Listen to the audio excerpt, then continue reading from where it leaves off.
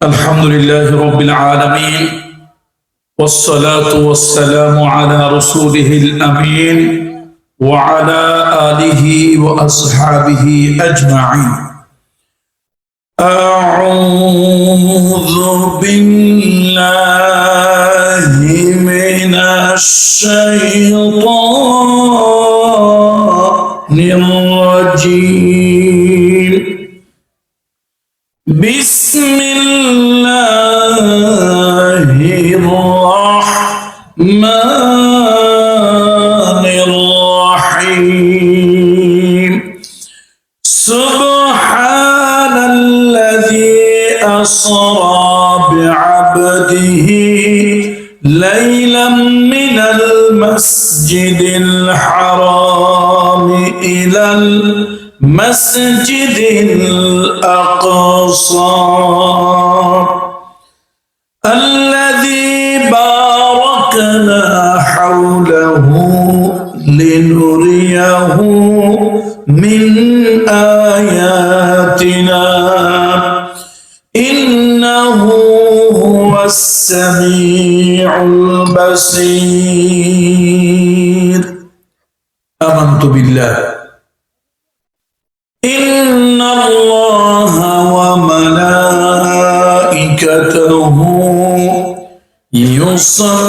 يصلون على النبي يا أيها الذين آمنوا صلوا عليه وسلموا تسليما. اللهم صل على محمد وعلى آل محمد كما صليت على إبراهيم وعلى آل إبراهيم إنك حميد مجيد. بلغ العلا بكماله كشف الدجى بجماله حسنت جميع خصاله صلوا عليه وآله. ये तेरी मेराज थी कि तुम लौहा कलम तक पहुंचा और मेरी मेराज हो कि मैं तेरे कदम तक पहुंचा. बलगल उला बिकमालिह कशफ दुजा बिजमालिह हसनत जमीउ खिसालिह सल्लु अलैहि व आलिहि. अल्हम्दुलिल्लाह सुम्मा अल्हम्दुलिल्लाह व अम्मा बाद. কক্সবাজার জেলার উখিয়া উপজেলার অন্তর্গত ৪ নং রাজাপালন ইউনিয়নের খয়রাতিপাড়া হিলফুল ফুজুল শান্তি সংগঠনের উদ্যোগে আয়োজিত ১০ম ২ দিন ব্যাপী তাফসীরুল কোরআন মাহফিল, এই আজিম ও শান ১০ম মাহফিলের সম্মানিত সভাপতি মহোদয় হাফেজ কাজী আবু হারুন মুকদ্দাস আহমেদ সাহেব হাফিজাহুল্লাহ, আল্লাহ তাআলা তাকে দীর্ঘ সুস্থ নেক হায়াত দান করুন। আজকের মাহফিলের সম্মানিত প্রধান অতিথি আপনাদের কক্সবাজার মাটি ও মানুষের প্রিয় নেতা, বিশিষ্ট সমাজসেবক, সাবেক হুইপ, জাতীয় সংসদ জনাব আলহাজ শাহজাহান চৌধুরী সাহেব হাফিজাহুল্লাহ, আল্লাহ তাআলা তার প্রতি রহম করুন।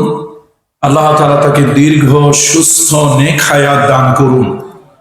দেশ জাতি ও মানবতার সেবায় সুস্থ হায়াত দিয়ে আল্লাহ তাআলা দীর্ঘদিন বাঁচিয়ে রাখুন।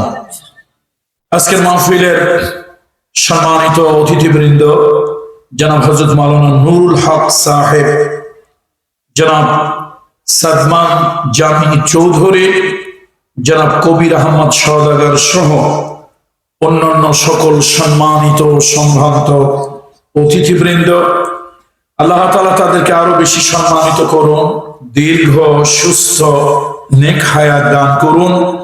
আল্লাহ তাআলা জাতির সেবায় সুস্থ হায়াত দিয়ে দীর্ঘদিন আল্লাহ তাআলা তাদেরকে বাঁচিয়ে রাখুন। আজকের মাহফিলে উপস্থিত আকাশের নক্ষত্র তুল্য হাজারাত উলামায়ে কেরাম, আইম্মায়ে মাসাজিদ, আমার সামনে বসে থাকা দিন প্রিয়, ধর্ম প্রিয়, ইসলাম প্রিয়, রসূল প্রিয়, তাওহীদ প্রিয় জনতা, বিশেষত তারুণ্যের উচ্ছ্বাস উদ্দীপনায় ভরপুর, অন্যায় এবং অসত্যের বিরুদ্ধে প্রতিবাদী কণ্ঠ ছাত্র বন্ধুরা, কিশোর তরুণ যুবকেরা, মহিলা প্যান্ডেলে অবস্থানরত সম্মানিতা মা ও বোনেরা, স্কুল কলেজ মাদ্রাসাগামী আমাদের স্নেহের মেয়েরা, আমি সকলের প্রতি শ্রেণী মোতাবেক শ্রদ্ধা, ভালোবাসা ও স্নেহ জ্ঞাপন করছি। আসুন আমরা সকলে আল্লাহ তাআলার শুকরিয়া আদায় করি, সকলে পড়ে নেই আলহামদুলিল্লাহ। সম্মানিত উপস্থিতি, আমি আজকে ভূমিকা ছাড়া কথা বলবো, যেহেতু রাত অনেক হয়েছে।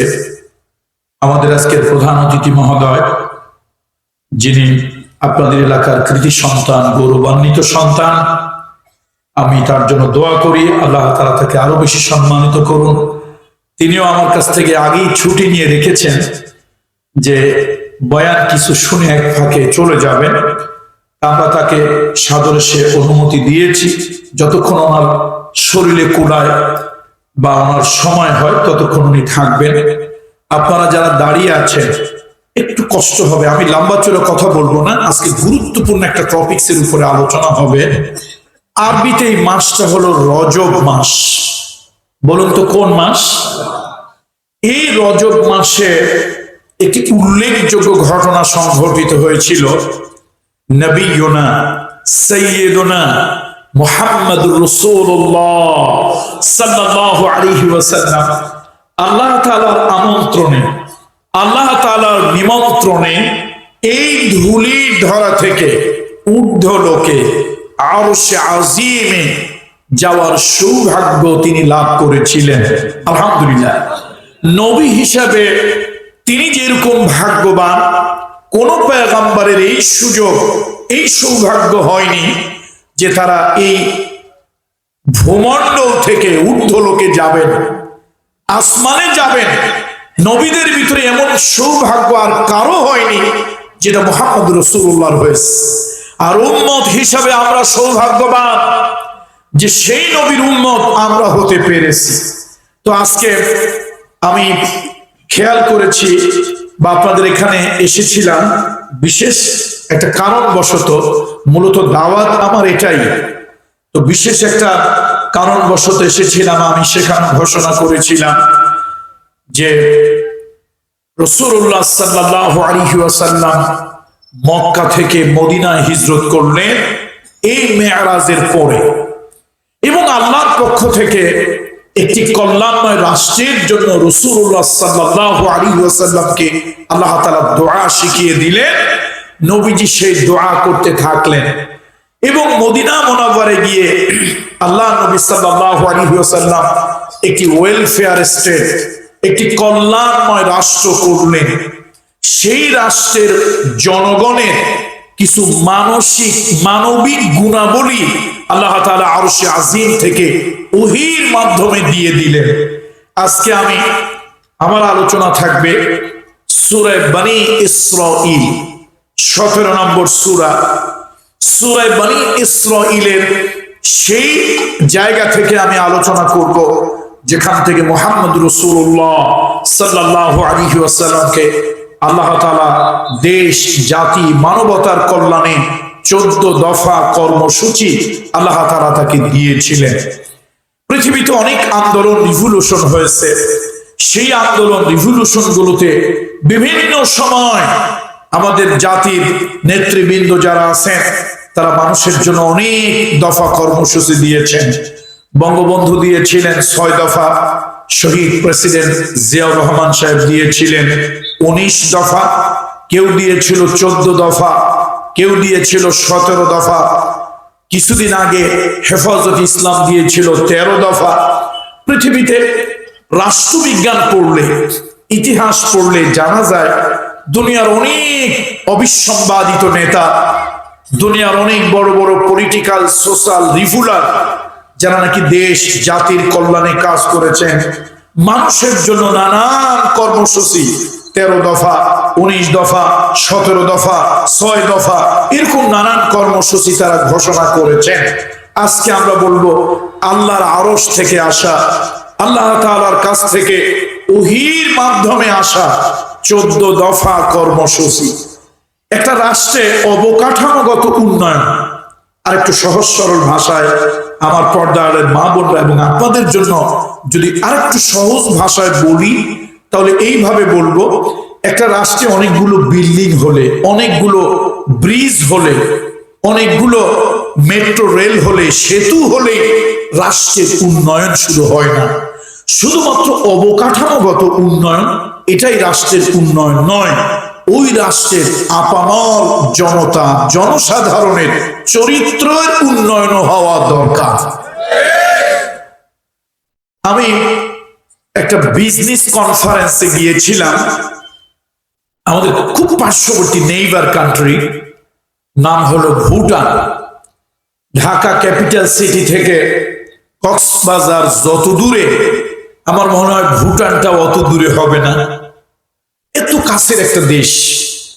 আমি সেখানে 6-7 দিন থাকলাম, অবাক হলাম, অ্যাস্টনিশ হলাম। তারা ধর্মে বৌদ্ধ, কিন্তু তাদের কিছু সিভিলাইজেশন আছে, সভ্যতা সংস্কৃতি আছে তাদের ধর্ম অনুযায়ী। আমি অবাক হলাম, তারা আমাদের থেকে অনেক নাগরিক চিন্তা ভাবনা অনেক উন্নত। ঘটনাচক্রে এয়ারপোর্টে আমার একজন ভদ্রলোকের সাথে কথা হলো, তিনি ওয়ার্ল্ড ব্যাংকে চাকরি করেন, তিনি বৌদ্ধ, নাম মিস্টার টি নিডু। উনি আমাকে কথা প্রসঙ্গে বললেন, তুমি কেন যাচ্ছ, কি কারণে যাচ্ছ? তা আমি বললাম, তোদের দেশটা নাকি শুনলাম সুইজারল্যান্ডের মতো, এশিয়ার সুইজারল্যান্ড, তোদের দেশটা অনেক সুন্দর, আমি একটু ভিজিটে যাচ্ছি দেখার জন্য। সে বলল, ওকে, মোস্ট ওয়েলকাম, আসো। তারপরে এক কথা প্রসঙ্গে সে আমাকে দাওয়াত দিল যে তুমি যদি আমার ক্যাপিটাল সিটিতে আসো তাহলে তুমি আমার মেহমান হবে। আমি চিন্তা করলাম, বার্মায় যেভাবে মুসলমানদেরকে জবা করে, আমারও নিয়ে যদি ওরকম গলা কাটে তাহলে তো সর্বনাশ। আমি ভয় পাইলাম, না, যাব না। 2 দিন 3 দিন 4 দিন রইলাম, আমার ভিতরে একটা কিউরিসিটি, কৌতূহল জাগলো। আমি তাকে একটা ফোন করলাম, সে মনে রাখলো। আমি পরিচয় দিলাম যে আমি বাংলাদেশি, তোমাদের দেশের একজন টুরিস্ট হিসাবে ঘোরার জন্য, দেখার জন্য এসেছি। তো সে আমাকে চিনল, বলল যে তুমি আসো। অনেক লম্বা কথা, আমি ওদিকে যাব না। সে আমাকে জোর করে তার গ্রামের বাড়িতে নিয়ে গেল, প্রায় 70-75 কিলোমিটার লম্বা পথ। তো প্রয়োজনে কখনো আমি নিজেও ড্রাইভ করি, এটা মানুষের নেসেসিটি নোজ নো ল, প্রয়োজন অনেক সময় আইন মানে না। তা আমি তাকে গাড়ি চালাতে দেখে আমি খুব অবাক হলাম। সে হর্ন দেয় না, হেডলাইট জ্বালায় না। তা আমি জিজ্ঞেস করলাম, তুমি এই কাজটা তো করতে পারতে। বললো, দেখো, আমার দেশে এটা নিষেধ, এটা অন্য মানুষের কষ্ট হবে। আমি বললাম, এখন তো অন্য কোনো মানুষ নাই। বলো না, আইন তো আইন, আইনকে অবি করতে হবে। আমার প্রশ্ন হলো তার কাছে, আমি বললাম, দুনিয়ার অনেক দেশই তো মদ, গাঁজা, বিড়ি, সিগারেট এগুলো খেতে দেখি, তোমাদের দেশের লোকেরা কি খায় না? সে বলল, দেখো, তুমি তো আমাদের দেশের লোক চিনো না, আমাদের দেশের লোক মদ গাঁজা বিড়ি বাবা ইয়েবা খায় তো খায়, জন্মের মতো খায়, গলা পর্যন্ত খায়। তা আমি বললাম, আমি যে 4-5 দিন রইলাম, আমি তো কিছু দেখলাম না।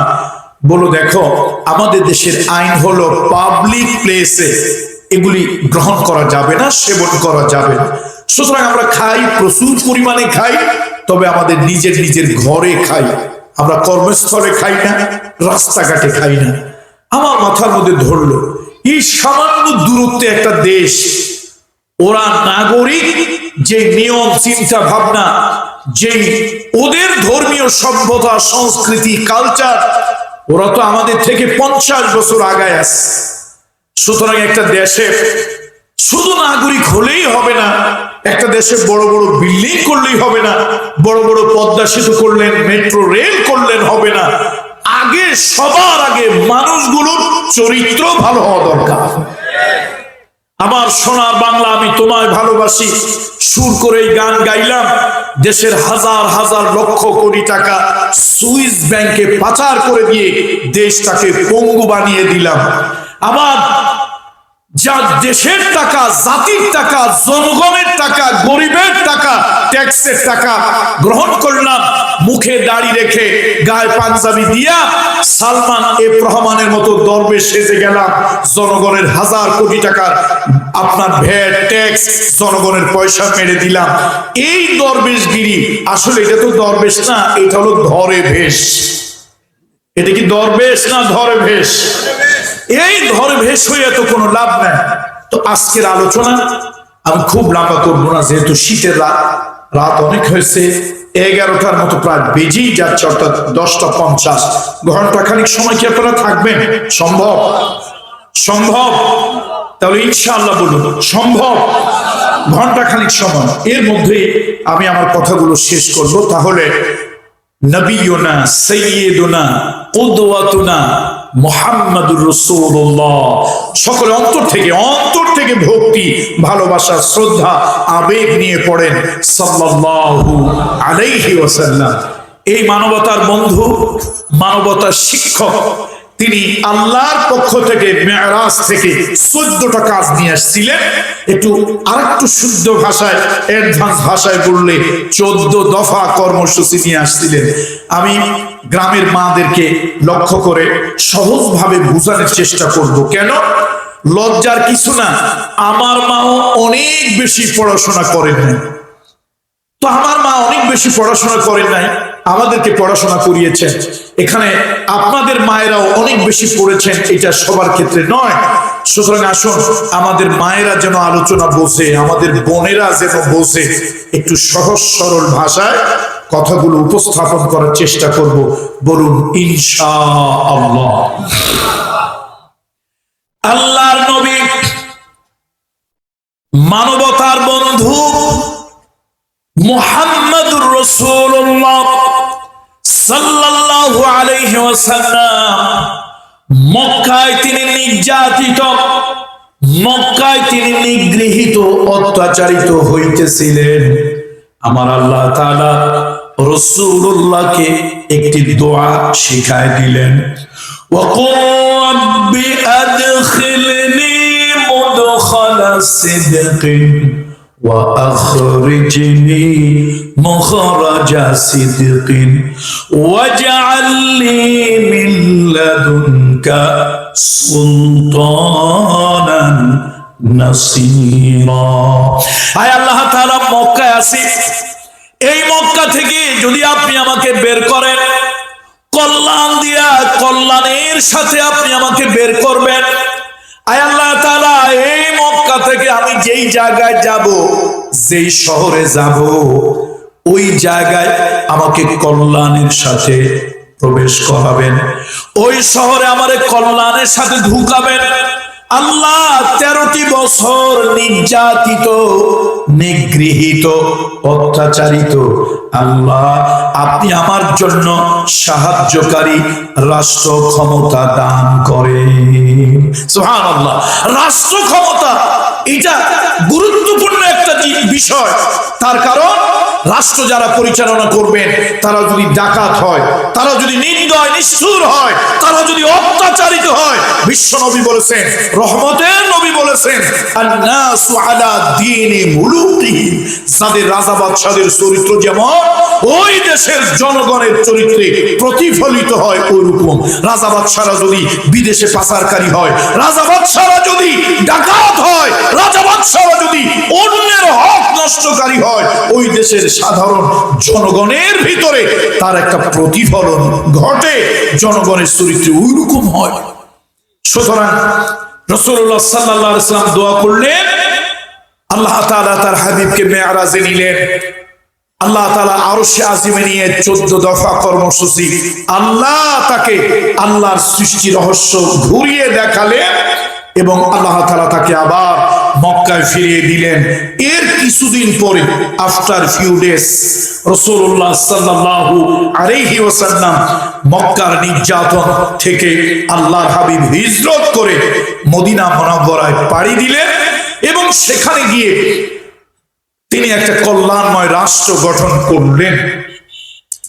তো আল্লাহ তাআলা যে 14টা কাজ হুকুম দিলেন, আমি আপনাদের মতো করে বোঝানোর চেষ্টা করব। ওলামায়ে কেরামরা যারা আছেন, আলেম ওলামারা যারা আছেন, তাদের প্রতি আমার বক্তব্য হলো, আপনাদের মতো করে নয়।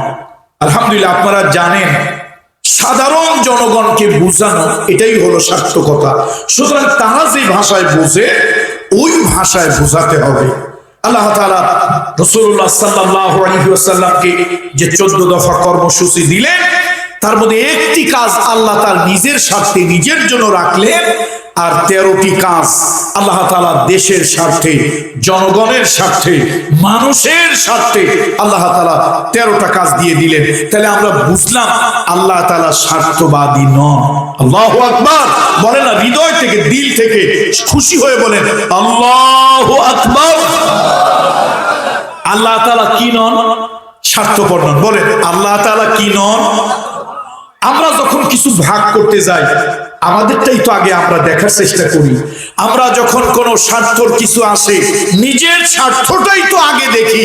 আমার আল্লাহ, আপনার স্রষ্টা, আমার স্রষ্টা, গোটা কায়নাতের স্রষ্টা আল্লাহ রব্বুল ইজ্জত ওয়াল জালাল, আল্লাহ তাআলা 14টা কর্মসূচি দিলেন। আল্লাহ স্বার্থপর নন, তিনি নিজের জন্য একটা রাখলেন, আর 13টা আল্লাহ তাআলা আমাদেরকে দিয়ে দিলেন। আল্লাহু আকবার। আল্লাহ তাআলা বলেন, ওয়াকাদা রাব্বুকা আল্লা তা'বুদু ইল্লা ইয়্যাহু, তোমার প্রভুর অর্ডিন্যান্স হলো কাযা। ওই যে কাজী সাহেবরা রায় দেয় না, বুঝেন তো কোন কাজী? আপনার হাইকোর্ট, সুপ্রিম কোর্টের বিচারকেরা যে রায় দেয় ওটাকে বলে কাযা। রায়, ফরমান, বিধান, অর্ডিন্যান্স। এই মাইকের কে আছে ভাই? ইকোটা কমাই দেন, সাউন্ড মিষ্টি, ভিতরে সাউন্ড থাকবে, মিষ্টি হবে, ইকো দরকার নেই। আল্লাহ তাআলা বলেন, ওয়াকাদা রাব্বুকা আল্লা তা'বুদু ইল্লা ইয়্যাহু, তোমার প্রভুর আইন হলো, তোমার প্রভুর বিধান হলো, তোমার প্রভুর পক্ষ থেকে অর্ডিন্যান্স জারি হলো, ইবাদত করবে, বন্দেগী করবে, দাসত্ব করবে, গোলামি করবে একমাত্র আল্লাহ, কেবলমাত্র আল্লাহ, শুধুমাত্র আল্লাহ। সুবহানাল্লাহ। ইবাদত, বন্দেগী, দাসত্ব, গোলামি, হুকুমের তাবেদারি একমাত্র কার হবে? কার হবে? বন্ধুরা, আমিও কিন্তু একজন পীরের ছেলে, আমিও পীর, হয়তো পীর মুরিদি করি না, করলে লক্ষ মুরিদ আমার হতো। আমার বাবার হাজার হাজার নয়, লক্ষ লক্ষ মুরিদ ছিল, হাজার হাজার আলেম মুরিদ ছিল। সে পীরের সন্তান, ওই রক্ত আমার গায়ে। কোরআন এবং হাদিসকে বোঝানোর জন্য বলবো, কোন পীরের ইবাদত গোলামি ও জায়েজ নয়। কোন পীরের ইবাদত, বন্দেগী, গোলামি, দাসত্ব জায়েজ নয়। গোলামি হবে একমাত্র আল্লাহ, হুকুমের তাবেদারি হবে একমাত্র আল্লাহ, মাথা নত হবে একমাত্র আল্লাহ। আল্লাহ ছাড়া কারো গোলামি নয়, কোন পীরের গোলামি, পরীর গোলামি, নেতার গোলামি, নেত্রীর গোলামি, ব্যক্তির গোলামি, কারো কোনো দাসত্ব ইবাদত এটা চলবে না। আপনি মাজারের সামনে গিয়ে ইবাদত করবেন তা নয়। হ্যাঁ, আল্লাহর ওলিদের কবর জিয়ারত করবেন, এটা সুন্নাত। বাবা মার কবর জিয়ারত, প্রতিবেশীর কবর জিয়ারত, মুরব্বীদের কবর জিয়ারত, এলাকাবাসীর কবর জিয়ারত, এটা একটা সুন্নত আমল। বলুন কোন আমল? সুন্নত আমল। এইটা কেন করবেন?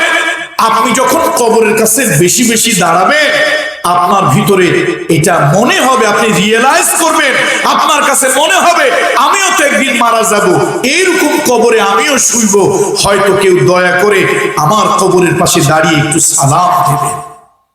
এই জন্য এটা সুন্নত। কবর জিয়ারতের আমলটা কি আমল বলুন তো সবাই একটু দয়া করে? সুন্নত।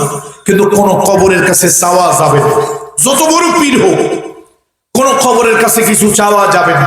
কোন কবরওয়ালা আমার ভাগ্যের পরিবর্তন করে দিবে এই আকীদা বিশ্বাস করা যাবে না।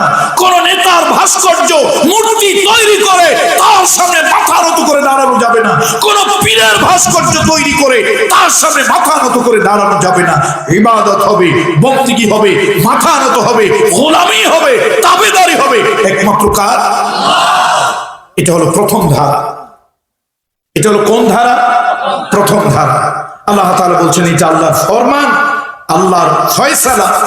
এবং সূরা নিসা 36 নম্বর আয়াতে কারিমার ভিতরে আল্লাহ তাআলা বলেছেন ওয়া'বুদুল্লাহা ওয়া লা তুশরিকু বিহি শাইআ, তোমরা আল্লাহর ইবাদত করো, আল্লাহর বন্দেগী করো, আর তার সাথে কাউকে অংশীদার করিও না, শিরক করিও না।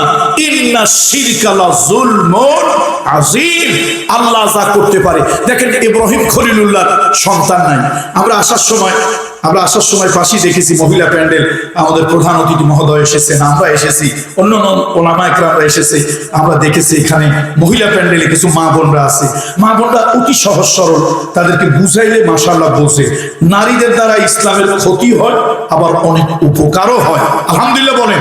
এই জন্য আমার মা বোনদের উদ্দেশ্য করে বলি, মাগো কোন জটওয়ালা পীর, সোয়াটওয়ালা পীর, কোন জটওয়ালা পীর, সোয়াটওয়ালা পীর, জেতা পীর, মরা পীর, দেশি পীর, বিদেশি পীর, কোন পীরের কাছে মাথা নত করা যাবে না। পীর যদি আহলুল্লাহ হয়, ওলি আল্লাহ হয়, তাদেরকে ভক্তি করতে হবে। পীররা হলো এক ধরনের শিক্ষক, এক ধরনের শিক্ষক। তারা টিচিং দেবে, শিক্ষা দেবে কিভাবে আমি আল্লাহর সাথে সম্পর্ক করতে পারবো, কোন ওয়েতে, কোন পদ্ধতিতে আল্লাহর সাথে বান্দা একটা সেতু বন্ধন রচনা হবে। ছেলে মেয়ে নাই, ছেলে মেয়ে নাই, কোন পীরের কাছে যাওয়া যাবে না। আমাদের জাতির পিতা ইব্রাহিম খলিলুল্লাহ সন্তান হয় না, কোরআনুল কারীম সাক্ষী, তিনি আল্লাহর কাছে চাইলেন রব্বি হাবলি মিনাস সালিহিন, রব্বি হাবলি মিনাস সালিহিন, হে আরশের মালিক আমাকে একটা সন্তান আপনি দান করেন। আল্লাহ কয় ইব্রাহিম তুমি আমার কাছে চাইলা, আমি আল্লাহ তো বোবা না, বয়রা না, আমার কাছে তুমি চাইলা, যাও আমি খুশি হলাম।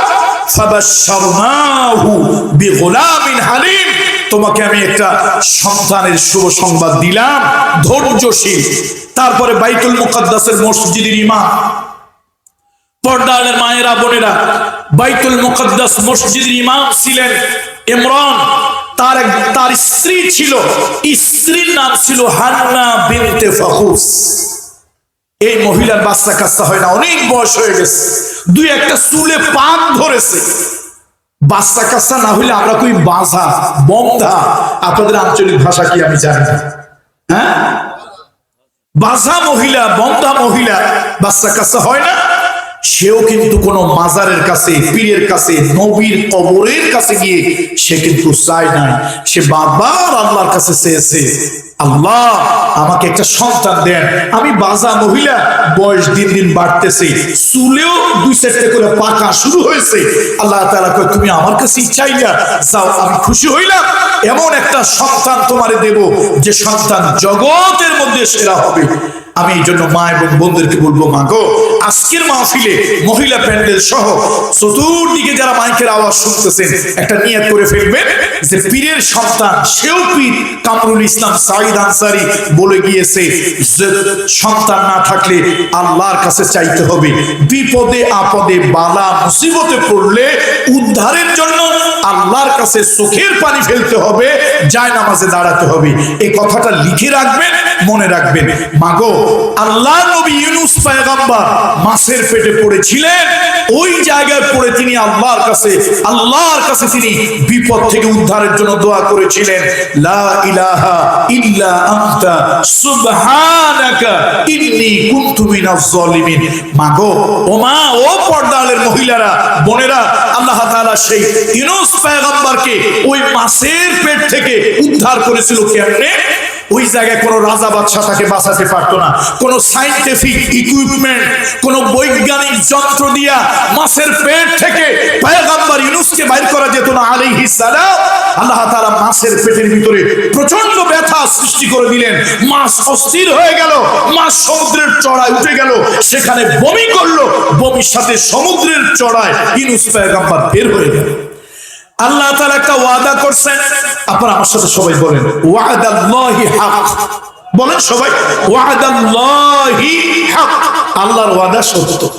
আল্লাহর ওয়াদা, আল্লাহ তাআলা একটা ওয়াদা করলেন, ফাসতাজাবনা লাহু وَنَجَّيْنَاهُ مِنَ الْغَمِّ وَكَذَلِكَ نُنْجِي الْمُؤْمِنِينَ।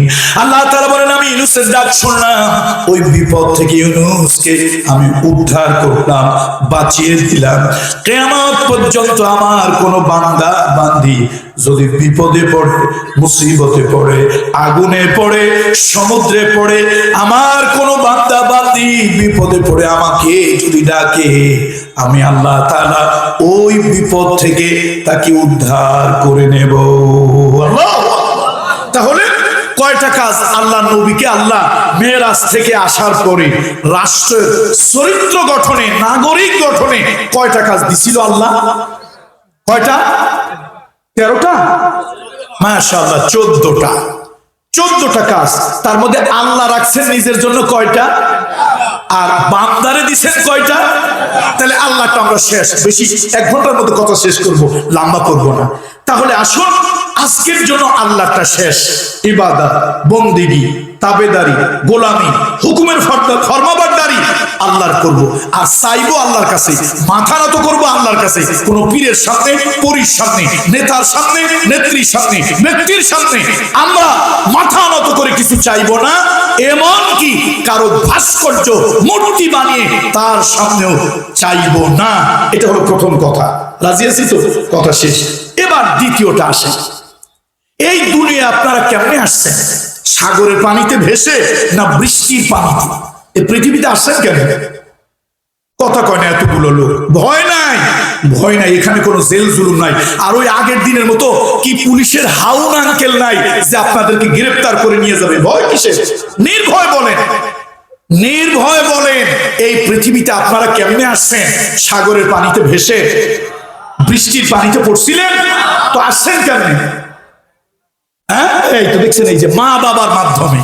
আল্লাহ বলেন, জোরে আওয়াজ দিয়ে বলেন, আল্লাহু আকবার।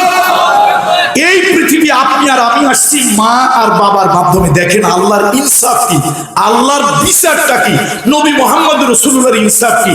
আল্লাহর পরে নবী আসার কথা ছিল, কিন্তু আল্লাহ আল্লাহর পরে নবীকে আনেন নাই, নবীজিও আল্লাহর পরে নিজেকে আনেন নাই। আল্লাহর পরে প্রথম নিয়ে আসলেন মা আর বাবাকে। সুবহানাল্লাহ, একটু বলবেন না আপনারা? প্রথম নিয়ে আসলেন কাকে? মা আর বাবাকে। এই সুন্দর পৃথিবী, এই সুন্দর পৃথিবী যাদের কারণে দেখলাম, এই সুন্দর পৃথিবীর রূপ রস যাদের কারণে অনুভব করলাম, তারা হলো মা আর বাবা। আল্লাহর বিধান হলো, তোমার মা বাপ কালো হোক, তোমার মা বাপ গরিব হোক, তোমার মা বাপ অশিক্ষিত মূর্খ হোক, এমনকি রাসূলুল্লাহ বলেছেন, আল্লাহ না করুন মা বাপ যদি কাফের বেদিন পাগলও যদি হয়, মা বাপ যদি কাফের বেদিন পাগলও যদি হয়, আল্লাহ তাআলা প্রথম হক দিয়েছেন মা আর বাপের। সুবহানাল্লাহ, মা বাপের হক। খবরদার, দুনিয়া দুনিয়ায় যত বড় ওলি বলি, পীর বলি, বুজুর্গ বলি, মা বাপের থেকে সন্তানের জন্য, আবার বলি সন্তানের জন্য মা বাপের থেকে বড় পীর, বড় ওলি, বড় বুজুর্গ আল্লাহর দুনিয়ার নাই। আল্লাহু আকবার। এখন আসেন, কোরআন যদি কোন রাষ্ট্রের কনস্টিটিউশন হয়, অমুসলিম ভাই বোনদের এটা বলবেন, জানা দরকার। পলিটিক্যাল লিডার যারা আছে তাদেরও জানা দরকার, রাজনৈতিক কর্মীদেরও জানা দরকার। আমাদের একটা ধারণা হলো, আচ্ছা কোরআন তো একটা ধর্মীয় পুস্তক, এইটা যদি রাষ্ট্রের কনস্টিটিউশন হয় তাহলে তো ওই অমুসলিম যারা অথবা মাইনরিটি যারা তারা তো নির্যাতিত হবে না। ইসলামের সৌন্দর্য হলো, ইসলামের সৌন্দর্য হলো ইবাদতের কথা, শরিয়তের কথা শুধুমাত্র মুমিন মুসলমানকে বলেছে, আর সামাজিক বিধিবিধান কোরআন সবার জন্য বলেছে। অল আর ইকুয়াল, সামাজিক বিধিবিধান সবাই সমান। হিন্দু তুমি রাষ্ট্রের নাগরিক, বৌদ্ধ তুমি রাষ্ট্রের নাগরিক, মুসলমান তুমি রাষ্ট্রের নাগরিক, মগ, চাকমা, গাড়ো, রোহিঙ্গা আর উপজাতি তুমি এই রাষ্ট্রের যদি নাগরিক হও, তাহলে তোমার জন্য কর্তব্য হলো যাদের মাধ্যমে পৃথিবী দেখলা, যাদের কারণে সুন্দর পৃথিবী উপভোগ করলা, ওই মা আর বাপ তাদের প্রতি ইহসান করো। ওয়াবিল ওয়ালিদাইনি ইহসান। কয় দফা কর্মসূচি মনে আছে কি? কয় দফা? প্রথমটা কার জন্য? আল্লাহ তার নিজের জন্য রেখেছেন। বাকি কয়টা কার জন্য? মানুষের জন্য, মানবতার জন্য। আর সেই 13টার আবার প্রথমটা আল্লাহ শুরু করলেন কারে দিয়া? মা আর বাপ। শোনো এই সন্তান, শোনো, ওয়াবিল ওয়ালিদাইনি ইহসানা, মা বাবার সাথে ভালো ব্যবহার করবে। মা বাপ যদি গরিব হয় ভালো ব্যবহার করবে, তোমার মা বাপ যদি কালো হয় ভালো ব্যবহার করবে, ইহসান করবে। তোমার মা বাপ যদি মূর্খ হয় ইহসান করবে। তোমার মা বাপ যদি পাগল উন্মাদ হয় ভালো ব্যবহার করবে। আল্লাহ না করুন কোন কারণে তোমার মা বাপ যদি কাফের, বেদিন, মুশরিক হয়, তারপর মা বাপের সাথে খারাপ আচরণ করবে না, ভালো ব্যবহার করবে।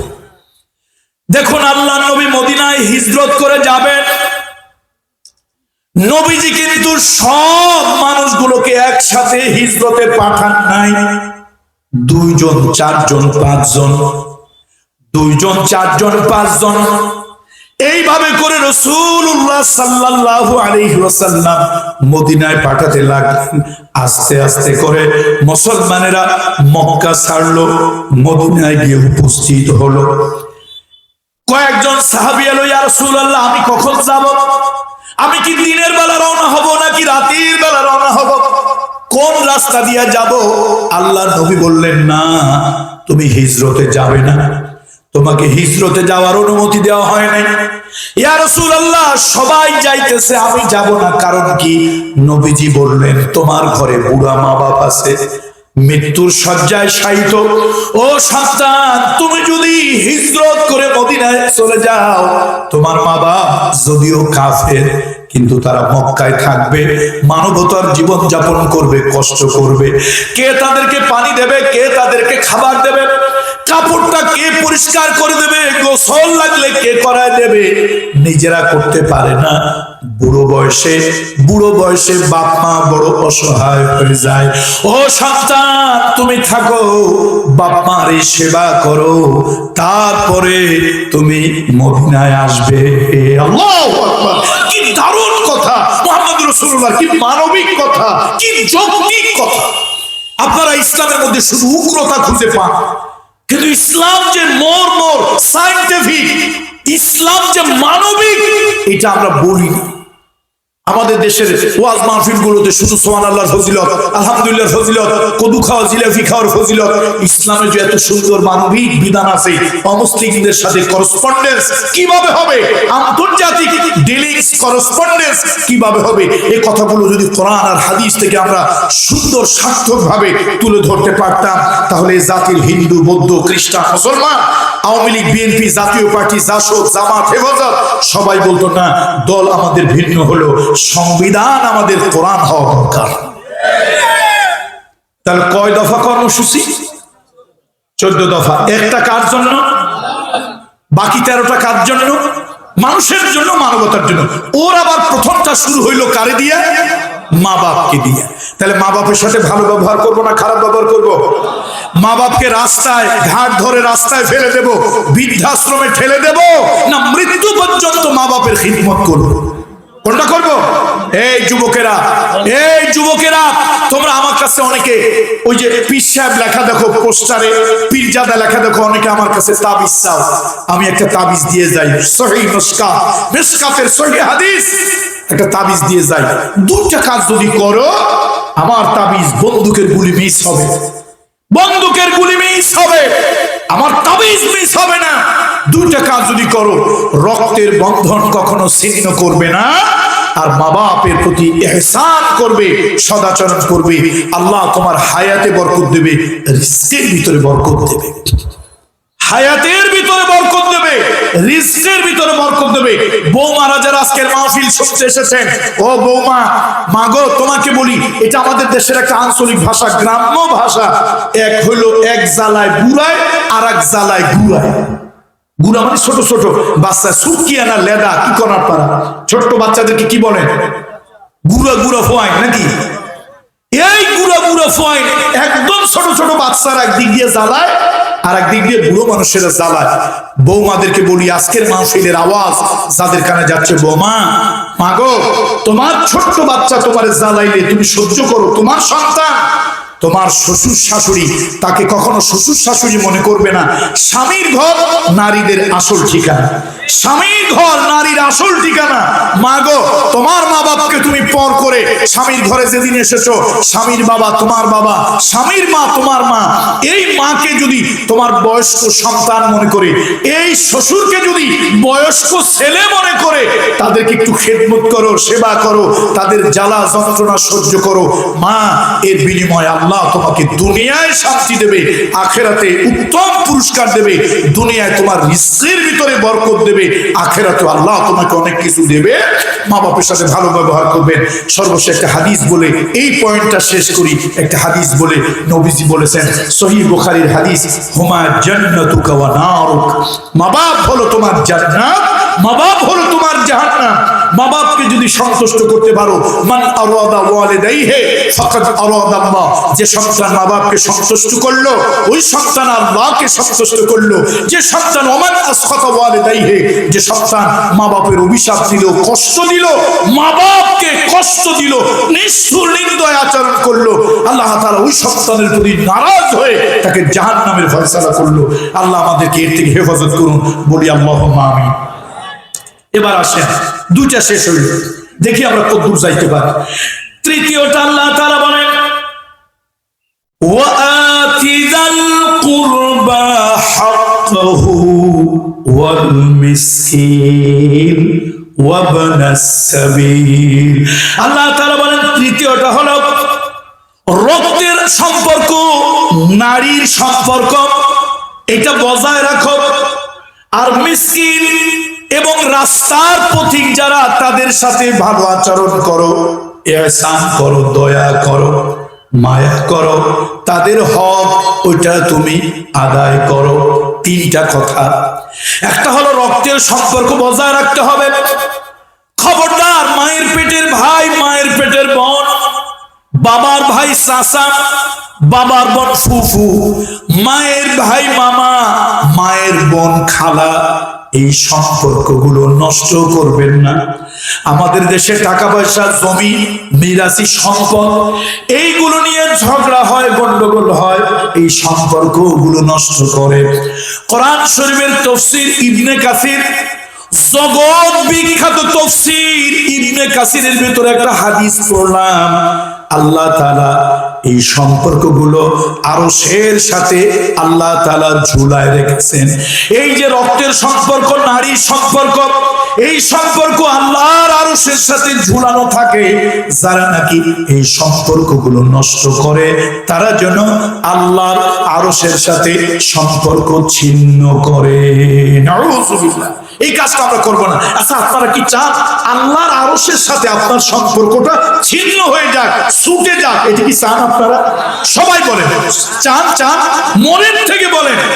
মাহফিলে আসলে তালে তালে না, মনের থেকে বলেন আল্লাহর আরশ থেকে আপনার সাথে সম্পর্ক ছিন্ন হয়ে যায়। এটা কি আপনারা চান? তাহলে যদি না চান, তাহলে আজকের এই মাহফিলে ওয়াদা করেন মেরাজের 14 দফা কর্মসূচি। আজকের মাহফিলে ওয়াদা, শুধু রাষ্ট্রের বড় বড় বিল্ডিং বানাবেন, রাষ্ট্রে বড় বড় অবকাঠামো বানাবেন, মেট্রো রেল তৈরি করবেন, পদ্মা সেতু তৈরি করবেন, ব্রিজ কালভার্ট রাস্তা বানাবেন, আর নাগরিকরা চোর হবে, ডাকাত হবে, চরিত্রহীন হবে। এরকম হতে পারবে না। নাগরিকদেরও মজবুত চরিত্র হতে হবে। সেই জন্য 14 দফা কর্মসূচি, নাগরিক তৈরি, সুনাগরিক তৈরি 14 দফা কর্মসূচি। তার মধ্যে তৃতীয় দফা হলো খবরদার রক্তের সম্পর্ক, নারীর সম্পর্ক, এই সম্পর্কগুলো কখনো ছিন্ন করবে না। ভাই যদি রাগ হয়, বুকে জড়িয়ে ধরো, ভাই তুই আমার ভাই, হয়তো আমি তোর থেকে একটু বেশি নিয়েছি, তুই আমার ভাই, আমার সন্তান তোর সন্তান, তোর সন্তান আমার সন্তান, আমি ভাই, কেন বিচ্ছিন্ন থাকবো? আহারে এই ধন সম্পদ, এই ধন সম্পদ, টাকা পয়সা, কত ভাই ভাইয়ের মুখ দেখে না, কত ভাই বোন একজন আরেকজনকে ডাকে না, মুখ দেখে না, কত রক্তের সম্পর্ক। আরে বাবা নাই, চাচার কাছে যাও, দেখো বাবার কিছু গন্ধ চাচার কাছে পাওয়া যায়।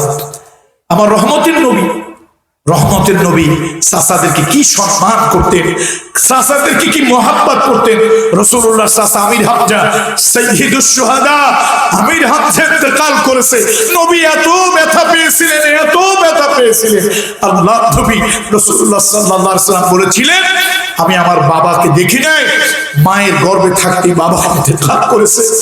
আমি আমার মাকে 4 বছরের পর্যন্ত হালিমাতুস সাদিয়ার কাছে লালন পালন হয়েছি, 2 বছর আমার মায়ের কাছে লালন পালন হয়েছিলাম। 6 বছর বয়সের সময় আমার মা হারিয়ে গিয়েছিল। 8 বছর বয়সের সময় আমার দাদা আমাকে কোলে পিঠে করে বড় করেছেন। আর পরে আমার চাচারা আমাকে বাবার আদর, মায়ের স্নেহ দিয়েছে। মুহাম্মদ রাসূলুল্লাহ সে বাবা মার সাথে কখনো সম্পর্ক খারাপ করে নাই, এমনকি লালন পালন করেছিলেন যেই মা হালিমাতুস সাদিয়া, তার সাথে পর্যন্ত নবীজি সম্পর্ক খারাপ করেন নাই। সহিহ বুখারীর হাদিস, সহিহ বুখারীর হাদিস, নবীজি হেরা গুহায় জিবরাইল রাসূলুল্লাহকে এসে, আল্লাহর নবীকে এসে ওহী দিল, নবীজি ভয় পেলেন। এই ওয়াজটা কি আপনারা আগে শুনছেন না? বলেন বলেন, সবাই আওয়াজ দিয়ে বলেন, শুনছেন কিনা? সহিহ বুখারীর হাদিস, নবীজি ভয় পেয়ে কার কাছে আসছিল? সহিহ বুখারীর হাদিস, মা খাদিজার কাছে এসেছে, এসে বলেছে জাম্মিলুনি জাম্মিলুনি, আমি একটু ভয় পাইছি, ভয়ের কারণে আমার শরীরে একটু জ্বর জ্বর আসছে, আমার শরীরে টেম্পারেচার বেড়ে গিয়েছে, আমাকে একটু কাপড় দিয়ে, কম্বল দিয়ে, লেপ দিয়ে আমার একটু ঢাকো। তো মা খাদিজা জিজ্ঞেস করছেন, কি হয়েছে, কি হয়েছে আপনার? ফাআখবারাহাল খবর, নবীজি সব কিছু মা খাদিজারে খুলে বলছে। আমি হেরা গুহায় ছিলাম, বিশাল চেহারা, বিশাল দেহের একটা লোক আসছে আমার সামনে, সে মানুষের আকৃতিতে দাঁড়াইছে, এরপরে আমার বুকের মধ্যে জড়ায় ধরছে, আমাকে পড়তে বলেছে, সব খবর। ফাআখবারাহাল খবর, সব কিছু খুলে বলছে। এখন নবীজি মা খাদিজারে বলতেছে, লাকাদ খাশিতু আলা নাফসি, আমার ভয় লাগতেছে, আমি ভয় পাইতেছি। দেখেন কথা কিন্তু আমার না, সহিহ বুখারীর হাদিস, সহিহ বুখারীর বর্ণনা, লাকাদ খাশিতু আলা নাফসি, আমার ভয় লাগতেছে। আমার কি হইল, আমার কি হইল? মা খাদিজা উঠে কয়, কাল্লা কাল্লা, ওয়াল্লাহি ওয়াল্লাহি কাল্লা, কখনো নয়, আল্লাহর কসম, আপনি ভয় পাইয়েন না, আপনি ভয় পাইয়েন না, আপনি বিচলিত হইয়েন না, আপনার জেনে ধরে নাই, আপনার মাথা খারাপ হয় নাই, আপনি পাগল হন নাই, আপনার নিশায় ধরে নাই, আপনি শোনেন আমার কথা, ভয় পান কেন? ইন্নাকা লাতাসিলুর রাহিমা, আপনি রক্তের আত্মীয়তার বন্ধন বজায় রাখেন, গরিব দুঃখীকে সাহায্য করেন, এতিম অনাথ বিধবার পাশে গিয়ে দাঁড়ান, আপনি পাগল হন নাই, উন্মাদ হন নাই, জিনে ধরে নাই। ওয়াল্লাহি লা ইয়াখজিকাল্লাহু আবাদা, আমার দৃঢ় বিশ্বাস আপনার মতো একটা ভালো মানুষকে আল্লাহ তাআলা অসম্মান অপমান করবেন না। কে বলতেছে? কে বলতেছে? মা খাদিজা বলতেছে। কাকে বলতেছে? কথা বলেন না, কাকে বলতেছে? মুহাম্মদুর রাসূলুল্লাহকে বলতেছে। নবী তো জিবরাইলের আসল সুরতে দেখছে, এরপর আবার মানুষের সুরত ধরে নবীর কাছে আসছে। নবীর আবার বলছে, আপনি পড়েন, আপনি পড়েন। নবীকে, আমি তো পড়তে পারি না, স্কুলে গতানুগতিক আমি তো পড়ি নাই কিছু। তারপরে আমার বুকে জড়ায় ধরছে, জোরে একটা চাপ দিছে, আমি পড়তে পারছি, জ্ঞান আমার মধ্যে আসছে ইত্যাদিতে। জিবরাইল আমিনকে দেখে নবীজি একটু ভয় পেয়েছেন। আল্লাহর হাবিব তার সব থেকে প্রিয় মানুষ, প্রিয় বান্ধবী, তার কনজুগাল লাইফের পার্টনার, জীবনের সাথী মা খাদিজার কাছে আসছে। আয়েশা কয়, আমার একটু কম্বল দিয়ে ঢাকো, আমার একটু লেপ দিয়ে ঢাকো, আমার একটু কাঁথা কাপড় দিয়ে ঢাকো, আমার জ্বর উঠছে, আমার ভয় লাগতেছে, আমার কি হইল? তো দুনিয়ার মানুষ বলবে, আরে তুমি পাহাড়ের মধ্যে ছিলে, তোমার জেনে ধরছে। দুনিয়ার মানুষ এরকম বলবে না, তুমি একা একা আসছে, একা একা ছিলা, তোমার কোনো জেনের মতো ধরছে, তোমার কোনো ভূতে পাইছে। এখন মা খাদিজা কয়, কাল্লা কাল্লা, না কখনই নয়, কাল্লা না কখনই নয়, ওয়াল্লাহি আল্লাহর কসম, মা ইউখজিকাল্লাহু আবাদা, তোমারে আল্লাহ লাঞ্ছিত করবে না, অপমান করবে না। এ মুহাম্মদ, আমার সাথে তোমার বিয়ে হয়েছে, আমি দেখছি তুমি রক্তের সম্পর্ক কখনো নষ্ট করো না, নারীর সম্পর্ক কখনো নষ্ট করো না। আত্মীয় স্বজন, ফুফু চাচা, খোঁজ নাও, খবর নাও, তাদের কাছে যাও। এমন একটা মানুষকে আল্লাহ তাআলা বিভ্রান্ত করতে পারে না। এই সাক্ষ্যগুলো কে দিতেছে বলেন তো একটু? কে? মা খাদিজা, রাসূলুল্লাহর স্ত্রী। চিন্তা করছেন, স্ত্রী কি সাক্ষ্য তার স্বামীর ব্যাপারে? কি সাক্ষ্য! আল্লাহু আকবার। এর জন্য আসো, তৃতীয় দফা হলো রক্তের বন্ধন বজায় রাখতে হবে। মিসকিন, দরিদ্র, পথচারী, তাদের সাথে ভালো ব্যবহার করতে হবে। কিয়ামতের ময়দানে একটা দোজক আছে, নাম হলো সাকার। ওই সাকার নামক দোজকের আযাব বড় কঠিন হবে। ওই সাকার নামক দোজকে যারা যাবে, ফেরেশতারা তাদেরকে ডেকে বলবে, মা সালাকাকুম ফি সাকার। ও আল্লাহর বান্দা, আরো জাহান্নাম ছিল, ওইগুলোতে তুমি আসো নাই, এই সাকার নামক দোজকে কেন আসছো? তখন তারা বলবে, দুইটা পাপের কারণে, দুইটা পাপের কারণে সাকার নামক দোজকে আসছি। ক্বালু লাম নাকু মিনাল মুসাল্লিন ওয়া লাম নাকু নুতঈমুল মিসকিন।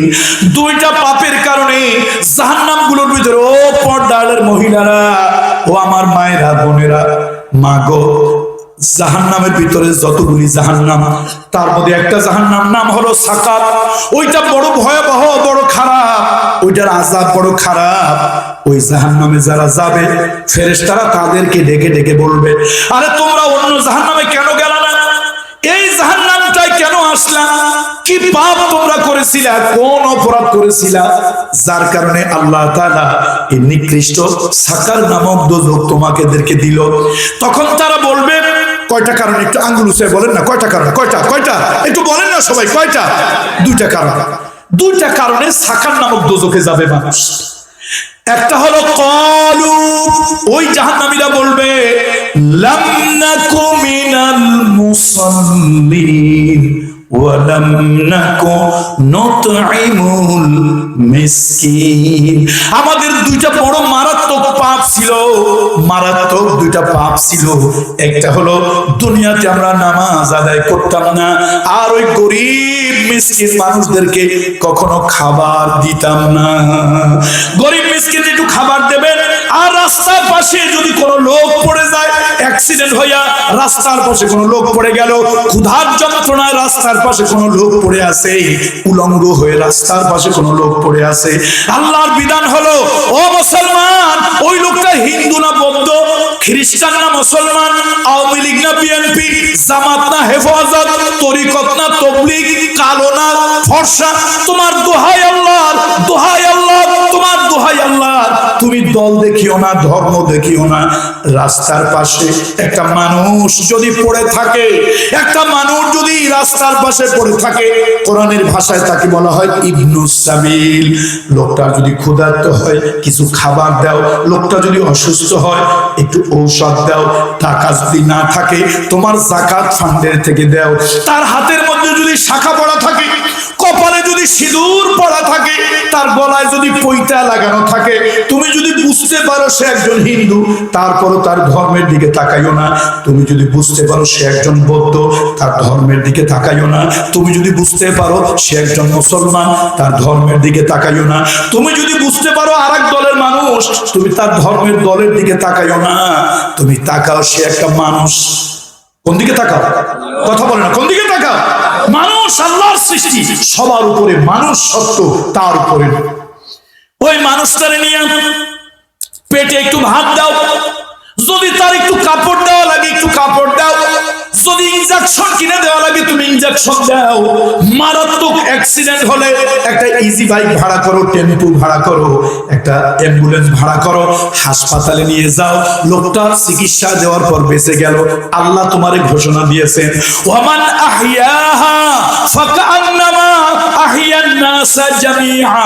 তুমি যদি একটা মানুষের জীবন বাঁচতে সাহায্য করলে, আমার আল্লাহ কয় বান্দারে, দুনিয়ার সব মানুষ বাঁচাইলে যে সওয়াব হয়, ওই সওয়াব আমি আরশের মালিক আল্লাহ তোর আমল নামায় লিখে দিলাম।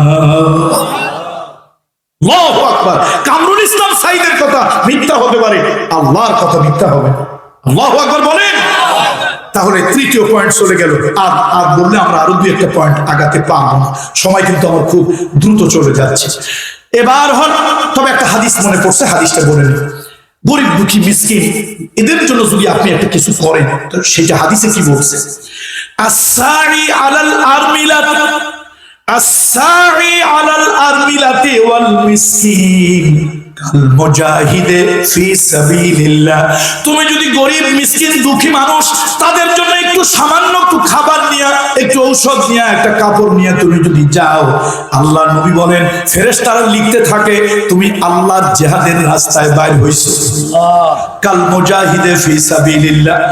অথবা এই হাদিসটা হলো বর্ণিত হয়েছে যে সাহাবীর মাধ্যমে, যে সাহাবীর মাধ্যমে সফওয়ান ইবনে সুলাইম তিনি বলছেন, না নবী এরকম আরেকটা কথা বলছেন, আও কাল্লাযী ইয়াসুমুন নাহারা ওয়া ইয়াকুমুল লাইল।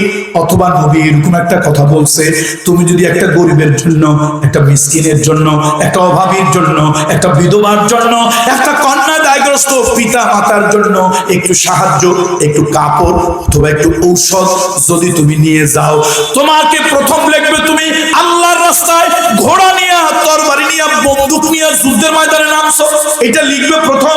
অথবা লিখবে সারাদিন তুমি রোজা রয়েছো, সারা রাত দাঁড়ায় দাঁড়ায় তাহাজ্জুদের নামাজ পড়ছো, সারাদিন রোজা রেখে সারা রাত তাহাজ্জুদের নামাজ পড়ে যেই সওয়াবটা হতো, আল্লাহর নবী বলেছেন, রহমতের নবী বলেছেন, মানবতার বন্ধু মুহাম্মদুর রাসূলুল্লাহ বলেছেন, ওই সওয়াবটা তোমার আমল নামায় লিখে দেওয়া হলো।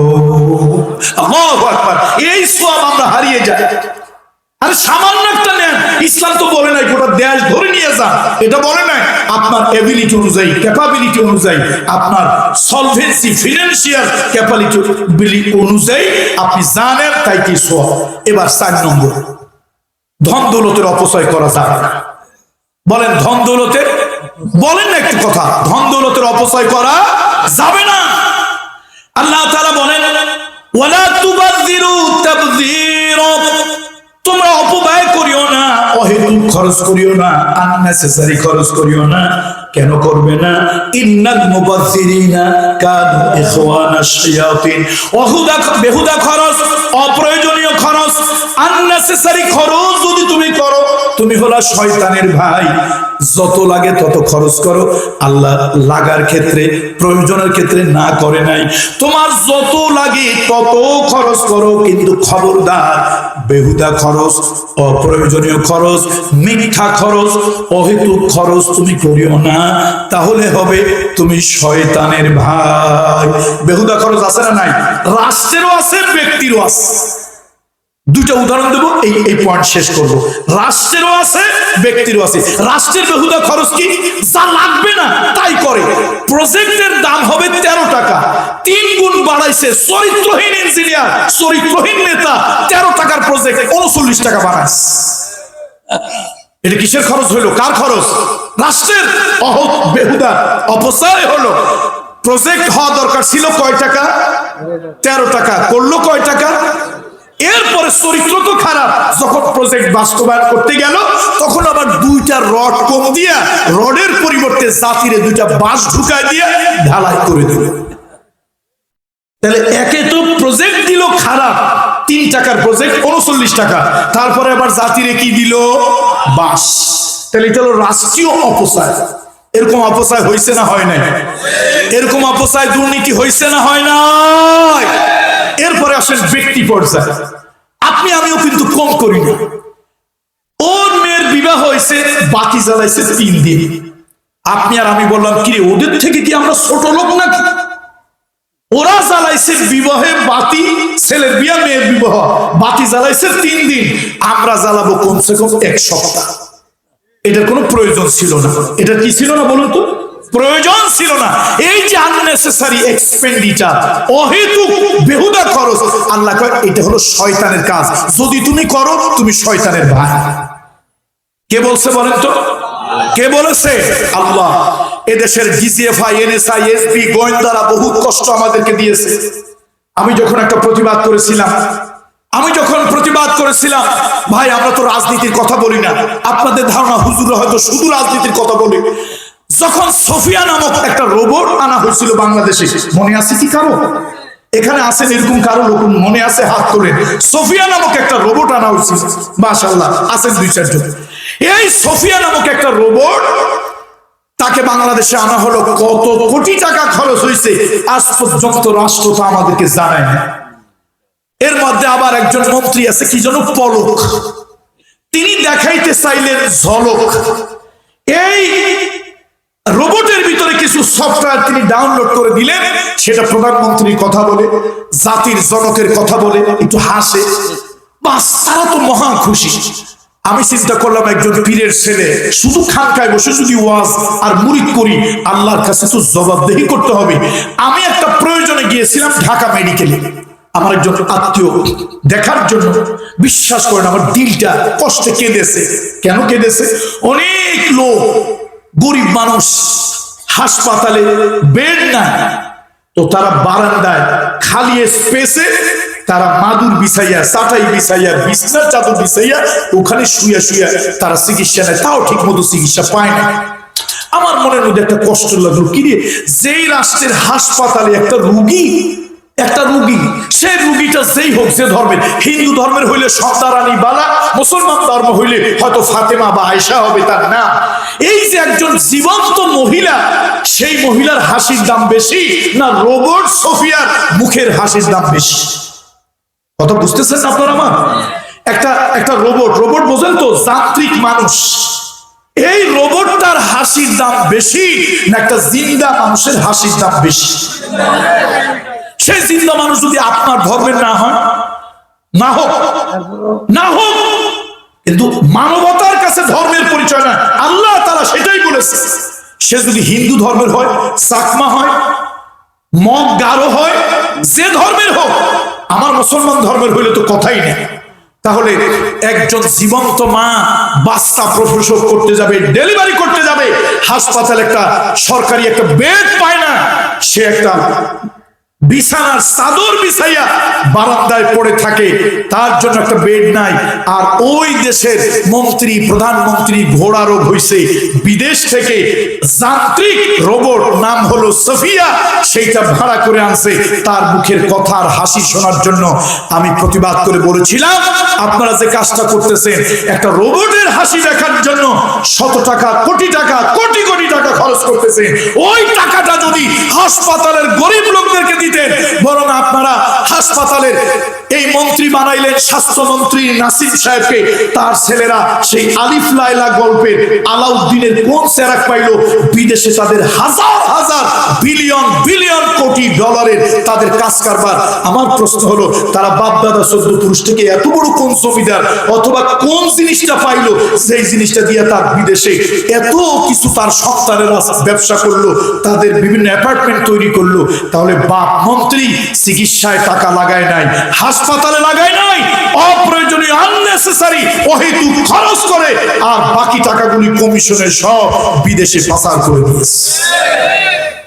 তাহলে আল্লাহ তাআলা রাষ্ট্রের কয়টা কর্মসূচি আল্লাহ দিছিল? আল্লাহ রাখছিল কয়টা? আমাদের দিছিল কয়টা? 13টা। সেই 13টার ভিতরে আমরা চতুর্থ দফা কর্মসূচির কথা বললাম।